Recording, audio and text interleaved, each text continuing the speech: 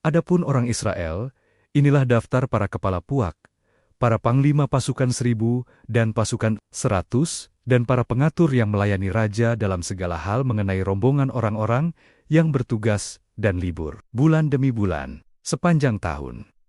Setiap rombongan berjumlah 24.000 orang. Yang mengepalai rombongan pertama untuk bulan pertama ialah Yasobam bin Zabdil, dan dalam rombongannya ada 24.000 orang. Ia dari Bani Peres, dan mengepalai semua panglima untuk bulan yang pertama. Yang mengepalai rombongan bulan yang kedua ialah Dodai, orang Ahohi, sedang pemimpin rombongannya yang berjumlah 24.000 orang adalah Miklot. Panglima yang ketiga untuk bulan yang ketiga ialah Benaya, anak imam kepala Yoyada, dan dalam rombongannya ada 24.000 orang. Benaya ini adalah seorang dari ke-30 pahlawan dan mengepalai ke-30 orang itu. Tetapi yang memegang pimpinan rombongannya ialah Amizabad, anaknya. Yang keempat, untuk bulan yang keempat ialah Asael, saudara Yoab. Kemudian ia digantikan oleh Zebajah, anaknya. Dan dalam rombongannya ada 24.000 orang. Yang kelima untuk bulan yang kelima ialah Samhut orang Israh, panglima itu. Dan dalam rombongannya ada 24.000 orang. Yang keenam untuk bulan yang keenam ialah Ira, anak Aikesh, orang Tekoa. Dan dalam rombongannya ada 24.000 orang. Yang ketujuh untuk bulan yang ketujuh ialah Helus, orang Peloni, dari Bani Efraim, dan dalam rombongannya ada 24.000 orang. Yang kedelapan, untuk bulan yang kedelapan, ialah Sib, orang Husa dari orang Zira itu. Dan dalam rombongannya ada 24.000 orang. Yang kesembilan untuk bulan yang kesembilan ialah Abiezer, orang Anatot itu, dari Bani Banyamin. Dan dalam rombongannya ada 24.000 orang. Yang kesepuluh, untuk bulan yang kesepuluh, ialah Maharai, orang Netofa dari orang Zira itu, dan dalam rombongannya ada 24.000 orang. Yang ke-11 untuk bulan yang ke-11 ialah Benaya, orang Piraton, dari Bani Efraim, dan dalam rombongannya ada 24.000 orang. Yang ke-12 untuk bulan yang ke-12 ialah Heldai, orang Netofa itu, keturunan Otniel, dan dalam rombongannya ada 24.000 orang, yang mengepalai suku-suku Israel. Untuk orang Ruben ialah Eliezer bin Zichri sebagai pemimpin. Untuk orang Simeon ialah Sefaca bin Maaha. Untuk suku Lue ialah Hasabia bin Kemuel. Untuk keturunan Harun ialah Zedok. Untuk suku Yehuda ialah Elihu, salah seorang saudara Daud. Untuk suku Issakhar ialah Amri bin Mikel. Untuk suku Zebulan ialah Yismaya bin Obaja. Untuk suku Naftali ialah Yerimot bin Azril. Untuk Bani Efraim ialah Hosea bin Azazia. Untuk setengah suku Manasye ialah El bin Pedaya. Untuk setengah suku Manasye yang di Gilead ialah Ido bin Zaharia. Untuk suku Benyamin ialah Yasiel bin Abner. Untuk suku dan ialah Azarel bin Yeroham. Itulah para kepala suku-suku Israel. Daud tidak menghitung jumlah orang-orang yang berumur 20 tahun ke bawah, sebab Tuhan telah menjanjikan untuk membuat orang Israel sebanyak bintang-bintang di langit. Memang Yoab, anak Zeruya, telah mulai menghitung, tetapi ia tidak menyelesaikannya, sebab oleh karena hal itu, orang Israel tertimpa murka. Dengan demikian jumlah mereka tidak dibukukan dalam kitab sejarah Raja Daud. Yang mengawasi persediaan raja ialah Azmawet bin Edil, dan yang mengawasi persediaan di luar kota, di kota-kota, di desa-desa, dan di dalam menara-menara lumbung ialah Yonatan bin Uzia. Yang mengawasi para pekerja di ladang yang harus mengusahakan tanah ialah Ezri bin Kelub. Yang mengawasi kebun-kebun anggur ialah Simei, orang Rama. Yang mengawasi hasil kebun anggur untuk persediaan anggur ialah Zabdi, orang Sifmi. Yang mengawasi pohon-pohon zaitun dan pohon-pohon ara di daerah bukit ialah Baal-Hanan, orang Gederi. Yang mengawasi persediaan minyak ialah Yowas. Yang mengawasi lembu sapi yang digembalakan di tanah Saron ialah Sitrai, orang Saron. Yang mengawasi lembu sapi di lembah-lembah ialah Safat bin Adli. Yang mengawasi Antanta ialah Obil, orang Ismail. Yang mengawasi keledai-keledai betina ialah Yehdea, orang Meronot. Yang mengawasi kambing domba ialah Yazis, orang Hagri. Mereka ini sekalian ialah para pengawas harta milik Raja Daud. Yonatan, saudara ayah Daud, adalah penasihat. Dia seorang cerdas dan ahli kitab.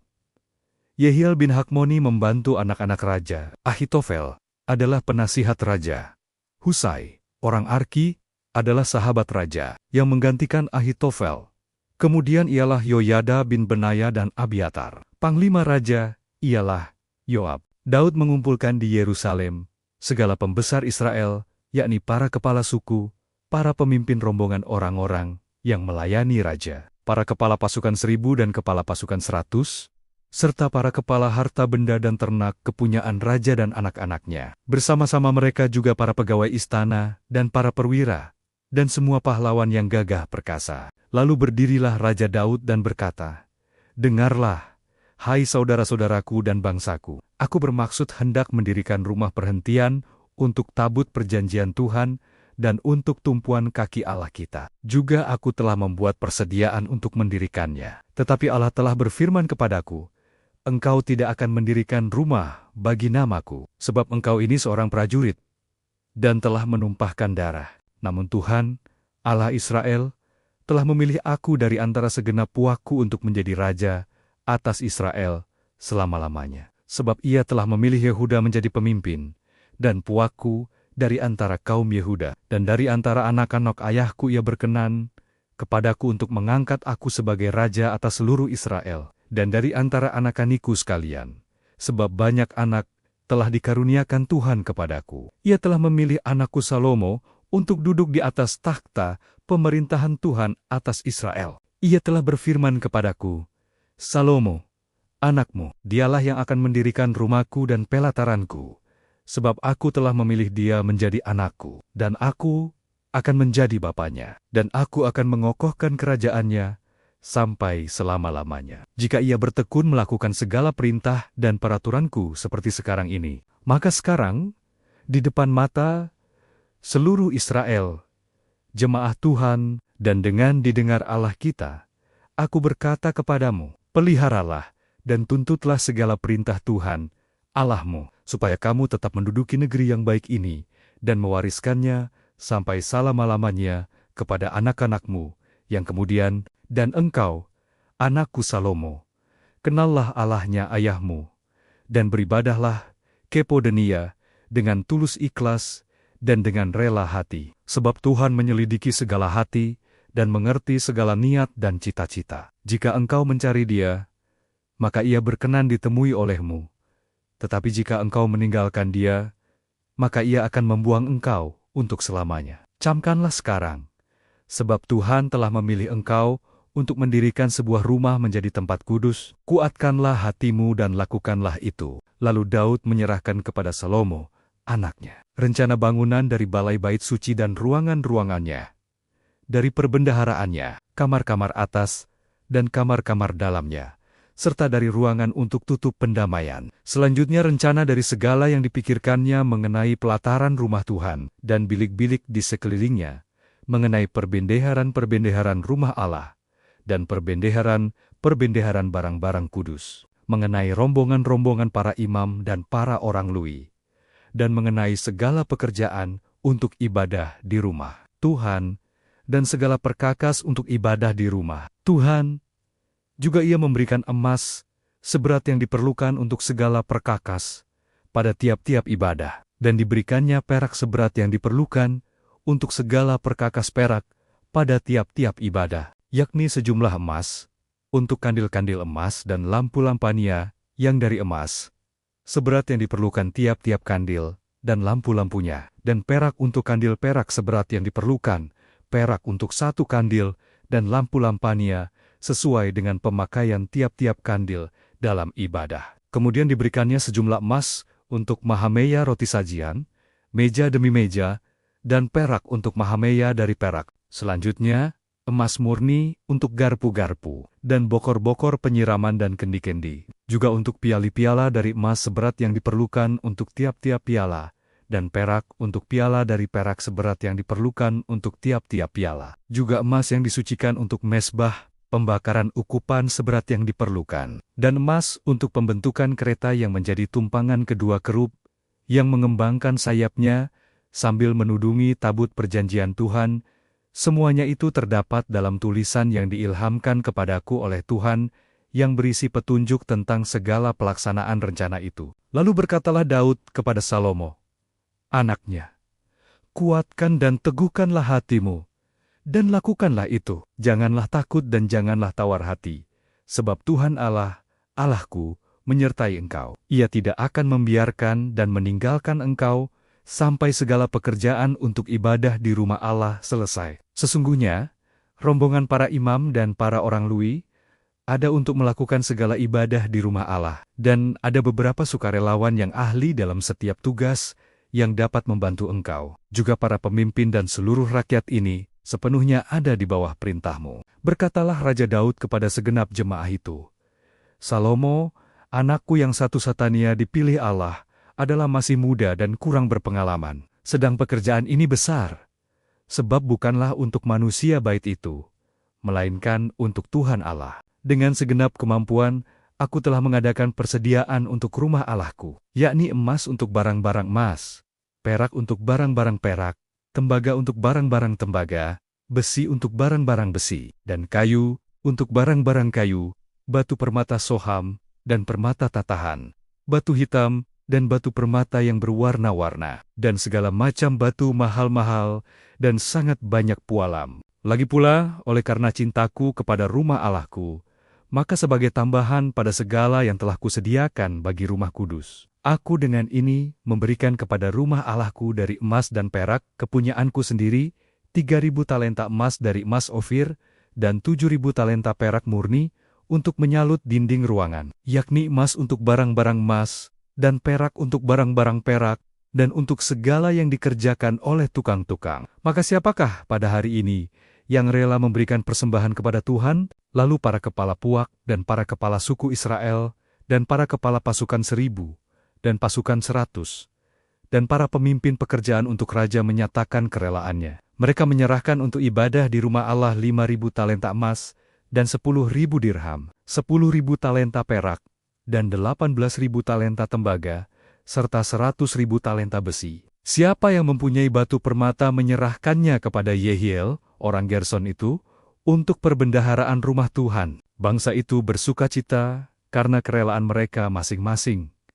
Sebab dengan tulus hati, mereka memberikan persembahan sukarela kepada Tuhan. Juga Raja Daud sangat bersukacita. Lalu Daud memuji Tuhan di depan mata segenap jemaah itu. Berkatalah Daud, terpujilah engkau ya Tuhan, Allahnya Bapa kami Israel, dari selama-lamanya sampai selama-lamanya. Ya Tuhan, punyamulah kebesaran dan kejayaan, kehormatan, kemasyhuran dan keagungan. Ya, segala-galanya yang ada di langit dan di bumi. Ya Tuhan, punyamulah kerajaan, dan Engkau yang tertinggi itu melebihi segala-galanya sebagai kepala. Sebab kekayaan dan kemuliaan berasal daripadamu, dan Engkaulah yang berkuasa atas segala-galanya. Dalam tangan-Mulah kekuatan dan kejayaan. Dalam tangan-Mulah kuasa membesarkan dan mengokohkan segala-galanya. Sekarang, ya Allah kami bersyukur kepada-Mu dan memuji nama-Mu yang agung itu. Sebab siapakah aku ini? Dan siapakah bangsaku? Sehingga kami mampu memberikan persembahan sukarela seperti ini, sebab dari Podo-Mulah segala-galanya, dan dari tangan-Mu sendirilah persembahan yang kami berikan kepadamu. Sebab kami adalah orang asing di hadapan-Mu, dan orang pendatang sama seperti semua nenek moyang kami, sebagai bayang-bayang hari-hari kami di atas bumi, dan tidak ada harapan. Ya Tuhan, Allah kami, segala kelimpahan bahan-bahan yang kami sediakan ini, untuk mendirikan bagimu rumah, bagi nama-Mu yang kudus, adalah dari tangan-Mu sendiri, dan punyamulah segala-galanya. Aku tahu, ya Allahku, bahwa Engkau adalah penguji hati dan berkenan kepada keikhlasan, maka aku pun mempersembahkan semuanya itu dengan sukarela dan tulus ikhlas. Dan sekarang, umat-Mu yang hadir di sini telah kulihat memberikan persembahan sukarela kepada-Mu dengan sukacita. Ya Tuhan, Allah Abraham, Ishak dan Israel, Bapa-bapa kami, peliharalah untuk selama-lamanya kecenderungan hati umatmu yang demikian ini, dan tetaplah tujukan hati mereka kepadamu. Dan kepada Salomo, anakku, berikanlah hati yang tulus, sehingga ia berpegang pada segala perintahmu, dan peringgatanmu, dan ketetapanmu, melakukan segala-galanya, dan mendirikan bait yang persiapannya telah kulakukan. Kemudian berkatalah Daud kepada segenap jemaah itu, pujilah kiranya Tuhan, Allahmu. Maka segenap jemaah itu memuji Tuhan, Allah nenek moyang mereka. Kemudian mereka berlutut dan sujud kepada Tuhan dan kepada Raja. Keesokan harinya mereka mempersembahkan korban sembelihan dan korban bakaran kepada Tuhan, yakni 1.000 ekor lembu, 1.000 ekor domba jantan, dan 1.000 ekor domba muda, dengan korban-korban curahannya, dan sangat banyak korban sembelihan demi seluruh Israel. Lalu mereka makan dan minum pada hari itu di hadapan Tuhan dengan sukacita yang besar, kemudian menyatakan untuk kedua kalinya Salomo, anak Daud, sebagai raja, dan mengurapi dia bagi Tuhan sebagai raja, dan Zedok sebagai imam. Kemudian duduklah Salomo sebagai raja menggantikan Daud, ayahnya, di atas takhta yang ditetapkan Tuhan. Ia mendapat kemujuran, sehingga setiap orang Israel mendengarkan perkataannya. Lalu semua pemimpin dan pahlawan, juga semua anak Raja Daud, mengakui kekuasaan Raja Salomo. Tuhan membuat Salomo luar biasa besar di mata seluruh orang Israel, dan mengaruniakan kepadanya keagungan kerajaan seperti tidak pernah ada pada semua raja sebelum dia yang memerintah atas Israel. Demikianlah Daud bin Isai telah memerintah atas seluruh Israel. Ia memerintah atas orang Israel selama 40 tahun. Di Hebron, ia memerintah 7 tahun, dan di Yerusalem ia memerintah 33 tahun. Kemudian matilah ia pada waktu telah putih rambutnya.